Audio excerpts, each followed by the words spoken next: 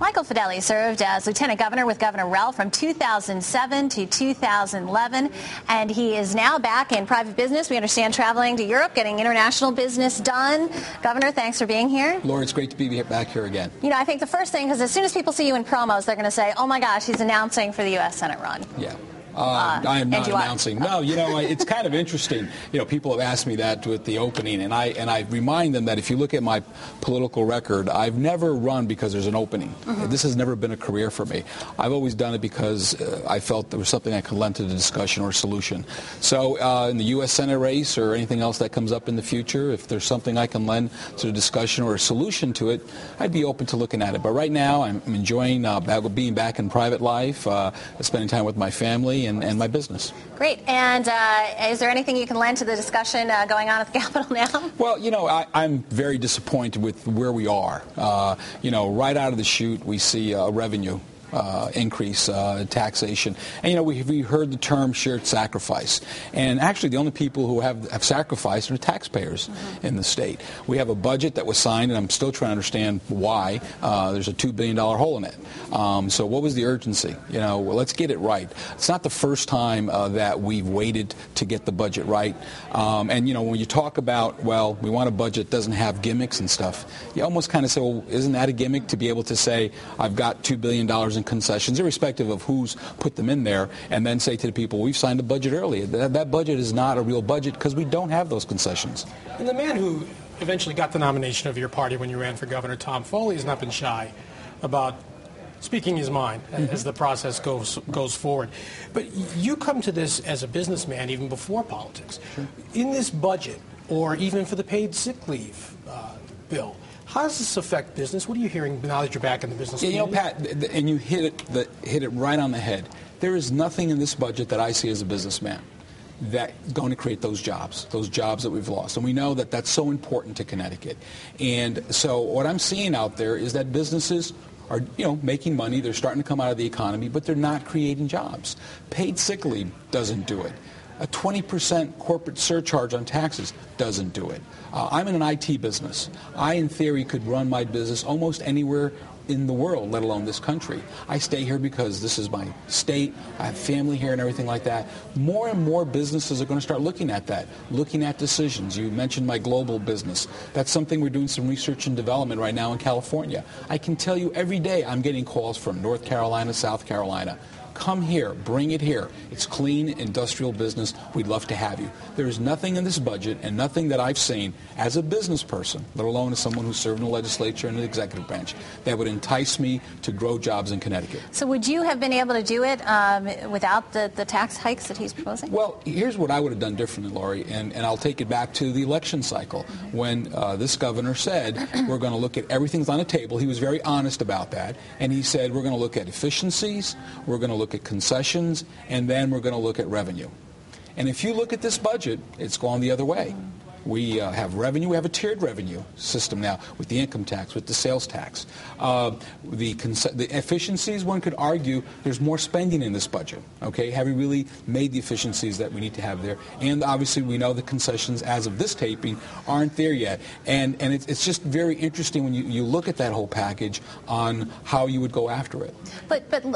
But as I said to Colleen, I mean, everyone likes to talk about efficiencies and spending cuts, but then when you bring them up, people express outrage. But that's the tough part of the job, right? The tough part of the job is to say, yes, I understand, you know, that you don't want to cut your program. I understand this. But what's our goal? Our goal is to get ourselves out of this problem, not by raising revenue, but by getting our house in order, by creating jobs, by getting people back to work, by making Connecticut a place that people want to live in and raise their family in.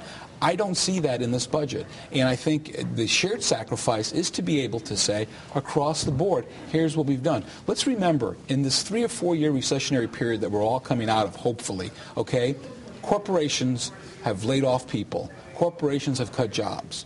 Not one state employee has lost a job during that period. And we go back to the campaign for just a moment. The governor did say at that time, everything's on the table. I don't want to raise taxes, but I might have to. But he also said, I won't shred the safety net. Not that I might have to, I won't. And I won't balance this on the backs of cities and towns. Plan B does just that.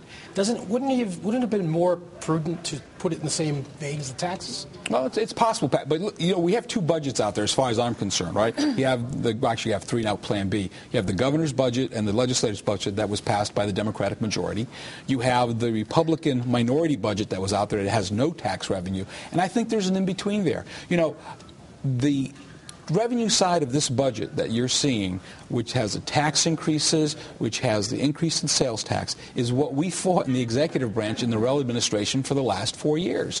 The leadership of the House and Senate, same folks, Representative Donovan and Senator Williams. That's what they fought. That was the firewall. The firewall was not to have one-party rule so that you can have that balance. And I would say to you that you need to look at those other things more. You cannot balance this budget on revenue. In all fairness, the Republican no new taxes budget also assumed the same $2 billion in concessions. You're absolutely right. And I think that no one wants to lay folks off. Those concessions are important. If you start looking at some of the medical plans, you look at some of the packages that are there, I think you can get to where you got. Are we going to get $2 billion? I'm not sure. And I think the importance is there's got to be some middle ground, and I don't see that happening right now. How does the passage of the budget without the concession deal done, how does that hinder them? I mean, what other options would they have had they not done that? Well, I think going back, you start looking at the layoffs. You could start talking about more efficiencies, more consolidation, things of that nature. The point is, I guess going back to the question I think you asked earlier, is what did signing that budget do for you if you don't have all the pieces together? We've heard, the legislature and the governor usually wait till the last moment. Well, that's because there's things to be ironed out. You don't want to, and this is an inside word, an implementer bill, right, that implements $2 billion in changes in this budget. And that's what that's what you're going to have, possibly, okay? And so I say to you, we talk about honest budgeting, we talk about smoke and mirrors, and, it's used in a different context, but to pass or to everyone to get around someone and sign a budget that says, hey, here's what we've done, and to have that theory, I'm like, is that honest budgeting? To return to the first question, you look fit, you look relaxed. Obviously, time off is helping you. You really want to put yourself through a U.S. Senate race? Well, as I said, Pat, if I have something to lend to any race, I will do that. And maybe that's what we should do with the legislature. Send them back home for a few months and few years and then bring them back. Maybe they'd get a better perspective and a better look at things. If you were a gambling man, would you say that this concession deal is going to get done? Or no. $2 billion, the numbers just don't work.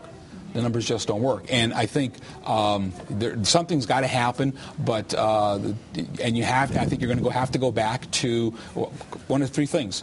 Further cuts, which this budget really doesn't do. In fact, as I said, you could argue it even increases spending. More layoffs than are anticipated, or that dreaded word that the taxes that have been proposed are really the floor and not the ceiling. And if that's the case, you're just putting bad on top of bad. Interesting. We appreciate it. It's good to see you again. It's great to be here. Glad to get your insight once again. Don't forget, if you missed something here on The Real Story, you can now watch it online by going to ctnow.com. You can also catch us on YouTube. Thanks for watching this week's edition of The Real Story. We'll see you here again next week.